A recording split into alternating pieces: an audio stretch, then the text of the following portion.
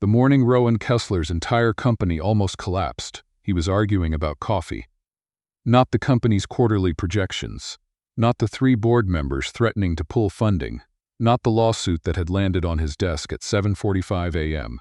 No, he was standing in the middle of his 42nd floor office, telling his assistant, Marcy, that whoever had ordered oat milk for the executive kitchen needed to be found and spoken to directly. "It's a preference issue," he said, not looking up from his laptop. "Mr. Kessler," Marcy said carefully. "There's something you need to. Preference issue, Marcy. Sir, the system is down." He looked up then. Rowan Kessler, founder and CEO of Kessler Financial Partners, the man who had turned a 1-bedroom apartment and a borrowed Bloomberg terminal into a $2 billion asset management firm by the age of 38, looked at his assistant the way people look at someone who has just told them the building is on fire and they are holding a single glass of water. "Which system?" he said. It wasn't a question. All of them. By 9 a.m., the damage was clear and catastrophic. Someone, and the IT team had no idea who, or how, had gotten into the firm's internal network. Client portfolios were scrambled, the trading interface was locked, the encrypted client database was throwing error codes that none of the 6-person tech team had ever seen before. Their lead developer, a 32-year-old named Pete, who had once bragged that the firm's security was basically a fortress, was sitting on the floor of the server room with his head in his hands. "We need to call the FBI's cyber division," said Lena, the head of compliance, standing in the doorway with her arms crossed. "We need to fix it first," Rowan said. "Rowan, we legally have to report a breach of this magnitude within. I know what the law says. I wrote the compliance policy." He turned back to the server room. "Talk to me." Pete looked up. He had the specific expression of a man whose fortress had just proven to be cardboard. "It's a layered intrusion. Whoever did this knew exactly where to go. They bypassed the firewall like it wasn't there, planted something in the authentication layer, and locked the recovery keys. I've been trying to trace the origin point for 2 hours. I can't even see where it started." Rowan stood very still. Outside, the New York skyline looked exactly the same as it always did, which felt offensive. "How long to fix it? Honestly," Pete exhaled. "Days, maybe longer. And that's if I can figure out what they actually did." Rowan's phone buzzed. A text from Marcus Webb, his largest institutional client. "Heard something's wrong with your systems. Call me immediately." Then another from the board chair. Then from his attorney. He silenced the phone and walked out of the server room. He needed air. He got the elevator instead. The coffee cart on the building's ground floor lobby was run by a woman named Della, who had been there since before the building was renovated and who knew every regular by their order. Rowan had never spoken to her beyond the usual. He didn't know her name. He barely noticed her. What he noticed as the elevator doors opened was that a woman he had never seen before was crouched beside the lobby's electrical panel, which had been pulled open, with a small toolkit beside her knee and a phone flashlight held in her teeth. She was wearing a gray uniform jacket, the kind utility workers wore, and her dark hair was pulled back in a knot that was losing the battle against the morning. She had grease on her left wrist. She was completely focused on whatever she was doing, and she did not look up when the elevator opened. Rowan stopped walking. "What's wrong with the panel?" he asked. She took the flashlight out of her mouth. "Vulnerary fluctuation on the 3rd subline. Building manager called it in." She glanced at him briefly. "You the building manager?" "No, then I'm good, thanks." She put the flashlight back in her teeth. He stood there for a moment longer than was necessary. She didn't look up again. He went and got his coffee. When he came back through the lobby 3 minutes later, the panel was closed, her toolkit was packed, and she was filling out a work order on a clipboard. She had smudged grease on her cheek without knowing it. "Fixed?" he asked. She looked at him with the patient expression of someone who has been interrupted twice while working. "Fixed. How long did that take you?" "About 12 minutes. "What was it?" She tilted her head slightly. There was something assessing in it, like she was deciding whether the question was genuine or performative. "Faulty junction block in the sub-panel. It was throwing irregular current through the secondary lighting circuit. Left alone, it would have tripped the main breaker by end of day." She paused. "You actually want to know, or are you just making conversation?" "I actually want to know." She studied him for another second. "Then you're welcome," she said, and walked toward the service entrance. He watched her go. Upstairs, Pete was still on the floor of the server room. Her name, as he found out from the building manager that afternoon while Pete was attempting his 14th failed fix, was Nora. Last name Aldridge. She worked for a small electrical and systems contracting company called Aldridge & Sons, which, the building manager clarified, was just her. There were no sons. She had inherited the company name from her father, who had retired 2 years ago after a back injury. She's good, the building manager, a heavy-set man named Frank, offered. Fast. And she's honest, which around here is rarer. Rowan filed this away and went back upstairs, where the situation had deteriorated. One of the board members had shown up in person. The institutional client had sent a formal letter. Pete had graduated from sitting on the floor to pacing in tight circles, which was somehow worse. At 4 in the afternoon, Rowan made a decision that he would later describe, to himself only, as instinct, and that everyone else would describe as either genius or desperation depending on who was telling the story. He called Frank and asked for Nora Aldridge's number. Frank gave it to him with the cheerful indifference of a man who had never once been involved in a financial crisis. Rowan called. She picked up on the third ring. Aldridge. This is Rowan Kessler. I'm the CEO of Kessler Financial Partners, 42nd floor. You were in the lobby this morning. A pause. The curious one. Yes. I have a problem. I do electrical work. I know what you do. I need someone who can look at a system that a team of 6 specialists cannot solve and tell me what they're missing. He paused. I watched you diagnose a fault in 12 minutes that the building's own maintenance team had been chasing for a week. I read the work order. Another pause, longer this time. That's an electrical fault. This is presumably a digital one. Systems are systems. Silence. Then, what are you offering? Name it. I don't work for Name It. I work for a number. He respected that immediately and would not say so. $5,000 for a diagnostic assessment. If you find something, we negotiate from there. She was quiet for a moment. He could hear faint background noise, traffic, maybe a radio. I'll be there at 6, she said, and I want access to everything, not a curated tour. Everything. Done, and nobody stands over my shoulder. Fine. And if I tell your team something, they listen, even if they don't like it. He almost smiled. I'll make sure of it. She hung up without saying goodbye, which he also respected. She arrived at 6:02 in different clothes. Dark jeans, a plain black sweater, her hair still in the same losing battle, carrying a laptop bag that looked like it had been through several previous careers. She did not appear impressed by the office, which occupied most of the 42nd floor and had floor-to-ceiling windows overlooking most of Lower Manhattan. She looked at the view for exactly 1 second and then looked at Pete. Walk me through what you know, she said. Pete, who had been visibly skeptical from the moment Rowan had announced he was bringing in an outside contractor who was not exactly in tech, walked her through it with the careful condescension of someone who expects to be misunderstood. Nora listened without interrupting. When he finished, she asked 4 questions. The 4th one made Pete go quiet for a moment. What? He said. Your authentication layer, she repeated. Was it custom-built or adapted from an existing framework? Adapted. We modified an open-source base to fit our specifications. Which one? He told her. She nodded slowly, the way someone nods when the answer confirms something they already suspected.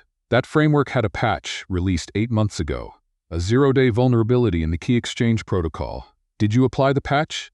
Pete opened his mouth. Closed it. Pete, Rowan said quietly. We were mid-implementation on the Q3 upgrade, Pete said.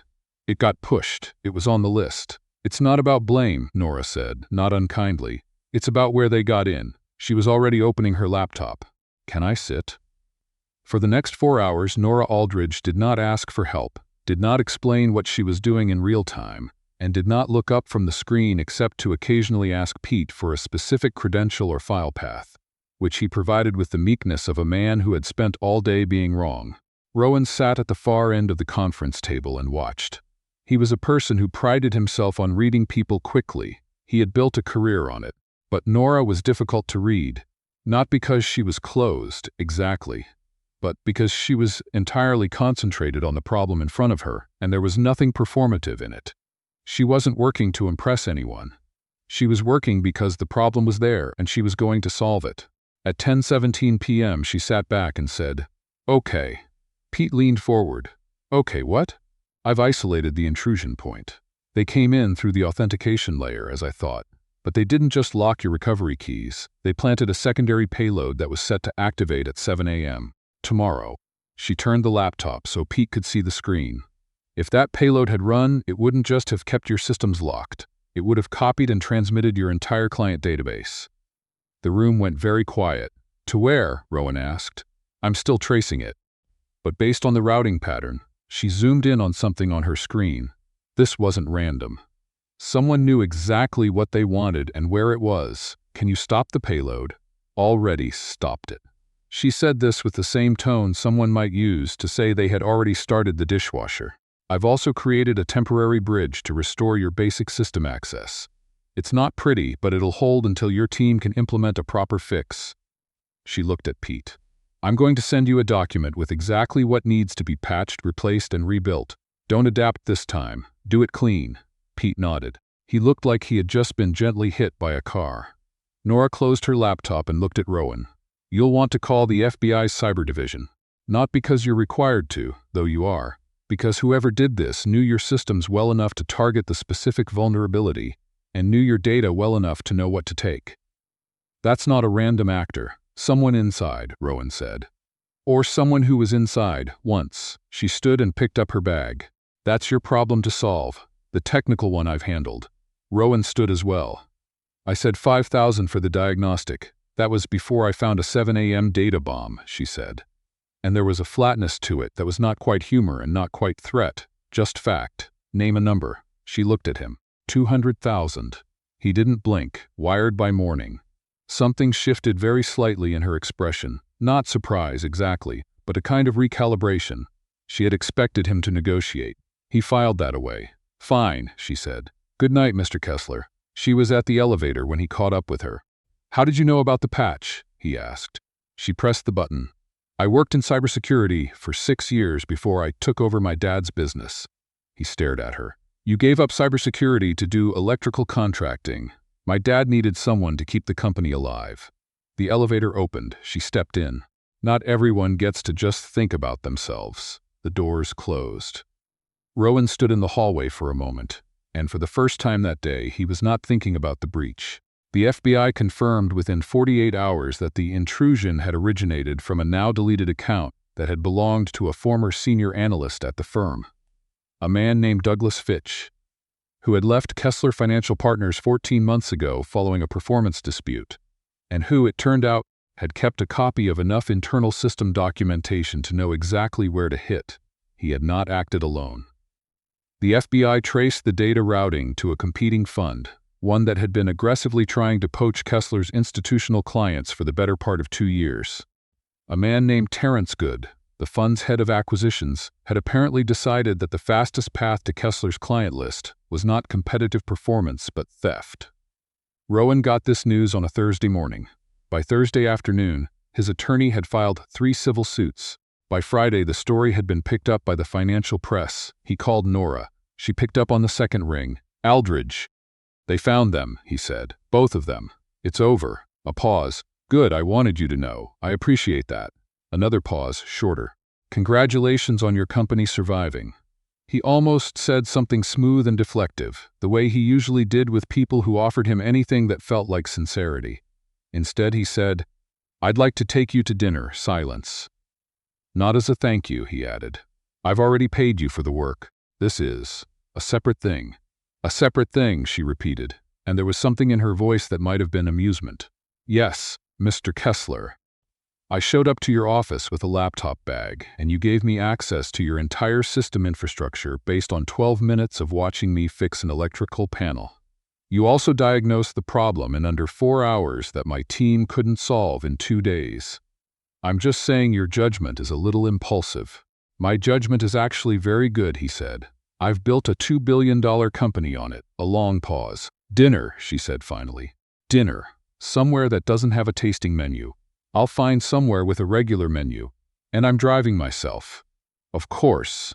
And if you're condescending, I'm leaving. I'll try to restrain myself.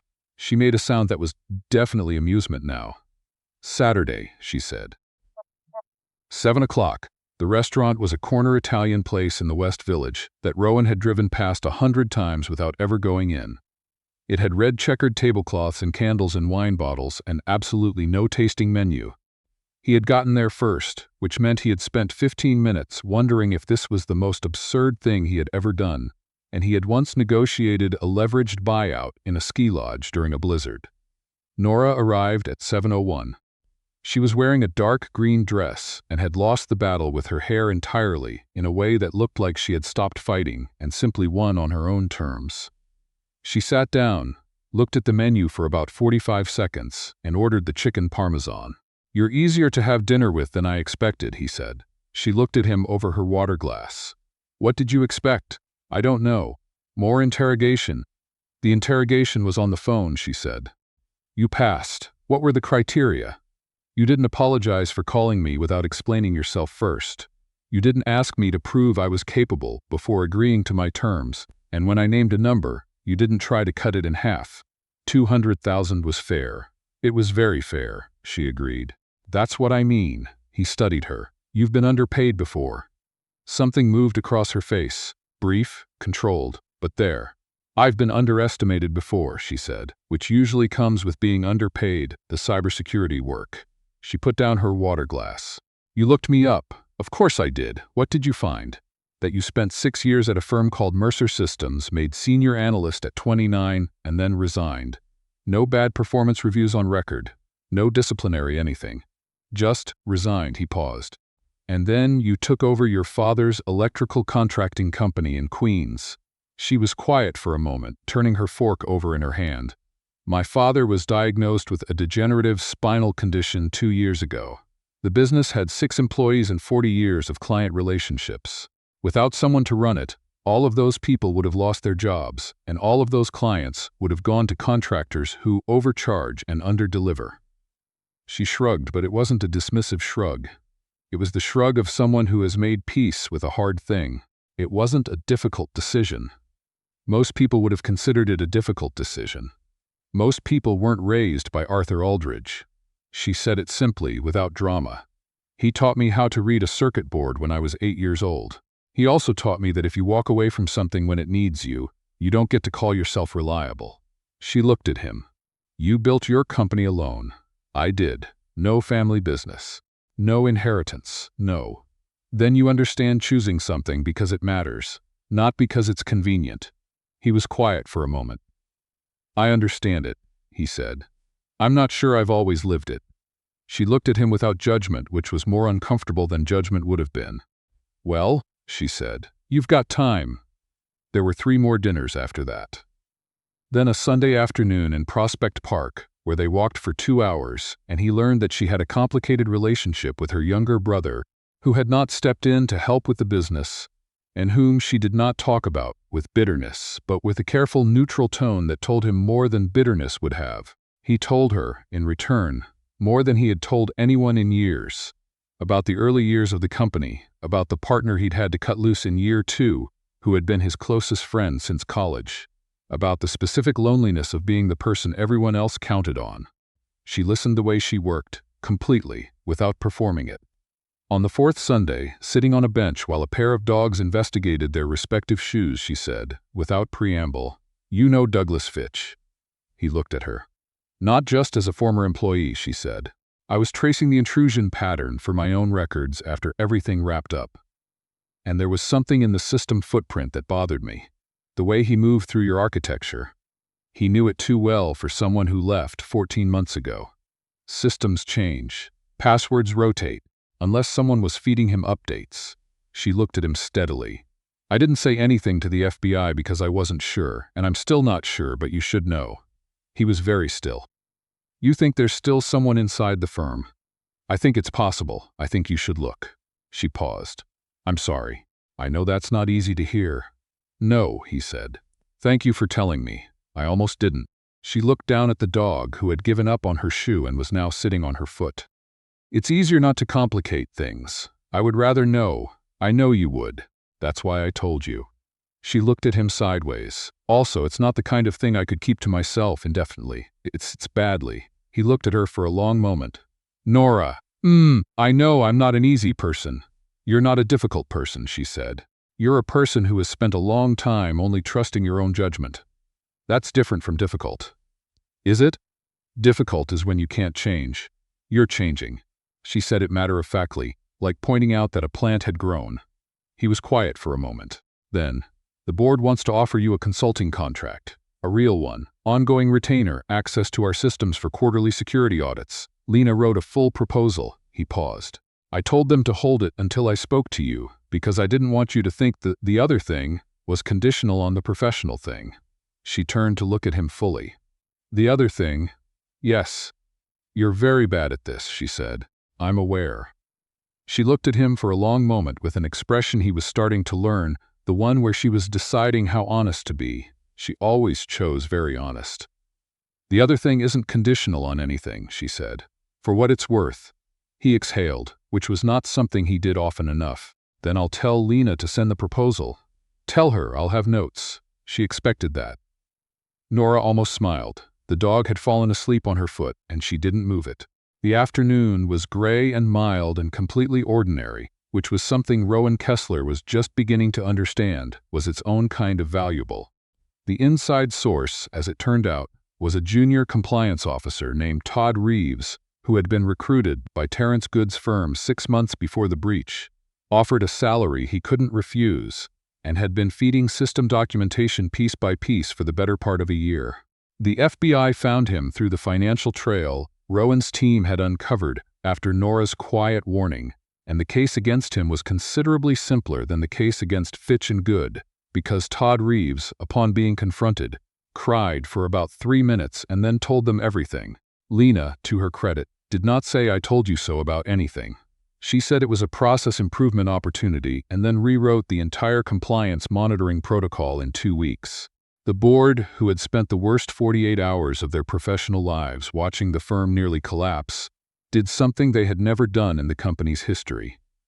They sent Rowan a formal letter acknowledging that his judgment under pressure had prevented a catastrophic loss, and that they would not be questioning that judgment for the foreseeable future. It was the corporate equivalent of a standing ovation, and Rowan read it once, put it in a drawer, and went back to work. What he kept on his desk was a copy of the work order Nora had filled out in the lobby on the morning of the breach, the one he had gotten from Frank after calling the building manager. It was a single sheet describing a faulty junction block in a subpanel, signed N. Aldridge, time-stamped 6:48 a.m. It was not a romantic object, it was just a piece of paper, but it was the beginning of the story, and he had spent enough of his life moving too fast to notice where things started. He was working on that. On a Tuesday evening in March, 6 months after the morning everything had almost fallen apart, Nora came to his office after her last job of the day, still in her work jacket, and found him standing at the window looking at the skyline the way he used to look at it when it was just an adversary to be beaten. You look like you're actually seeing it, she said. I think I might be, he said. She stood beside him. Down below, 42 floors and 1 lobby away, the city moved without stopping, all of it electrical. All of it held together by systems and connections and the people who understood them well enough to know what to fix. Good, she said, and she meant it simply, and he believed her. And for Rowan Kessler, who had built a $2 billion company on his ability to assess what was true and what was noise, that was enough.